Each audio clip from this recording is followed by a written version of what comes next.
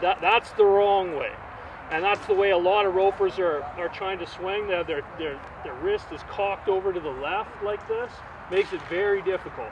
It's like that's the equivalent of like a major league pitcher trying to throw the ball with the windup that's starting from here. It's making it much more difficult.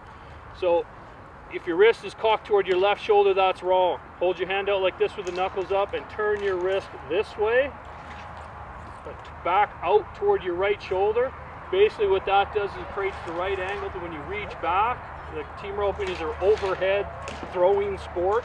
So when you reach back, it's almost like a pitcher that reaches back to throw a pitch or a quarterback that drops back to throw the ball.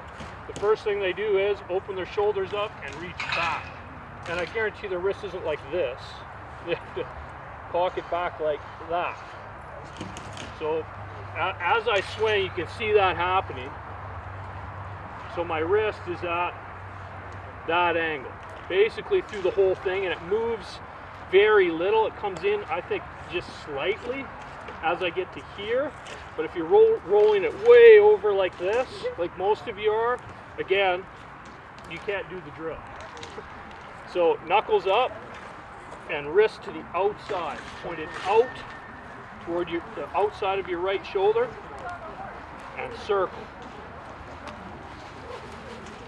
So what's the big thing, the big change that happens as I move from my swing to my delivery?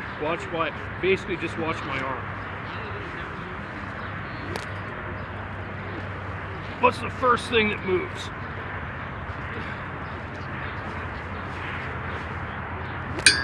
I'm even exaggerating it. First thing that happens is your elbow comes down. So that's if you've been roping for a long time, you've probably heard you're supposed to keep your elbow up. That is true when you're swinging, not when you're delivering. So through your swing, your hand has to be pretty high. Like your hand shouldn't come any lower than your ear, which means that your elbow needs to be up. But the first thing that happens in your delivery, though, is your elbow needs to drop, which will open up your loop and allow you to get that tip down and underneath the feet. Your loop goes from turned over, like this, through the hips, and then as soon as your elbow comes down and you start your delivery, it goes from basically upside down and turning over this way to this way, right side up, where it can swing through the feet. So what you're trying to do is put the center of your loop, and basically center of your loop should hit that steer's right leg, hold on to your bottom strand and swing it through. So you'll start catching the dummy right away, again, if you just get in the right spot, which is about here.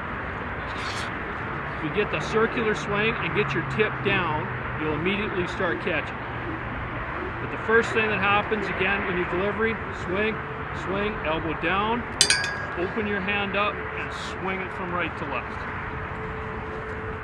Swing, swing, swing, drop your elbow, swing through the feet. So you can we'll throw a few loops. We'll see how it's looking. Generally, if you're struggling, it's one of two things. It's almost always your swing. So if you can develop a good swing, a circular swing, if you can get your tip down, if you're in the right place, it becomes pretty easy.